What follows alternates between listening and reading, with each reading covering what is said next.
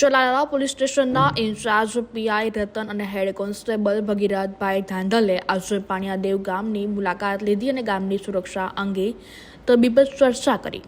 PI રતને સરપંચ ચપુભાઈ વાડા સાથે વાત કરીને ગામમાં સીસીટીવી કેમેરા લગાવવાની કામગીરી વિશે સમજાવી અને તેમના સહયોગની ખાતરી લીધી। જિલ્લા પોલીસ અધિક્ષક દ્વારા ગામોમાં સીસીટીવી કેમેરા લગાવનાર સરપંચો અને દાતાઓને આદર્શ રૂપે કાર્ય કરવાની અપીલ કરવામાં આવી છે।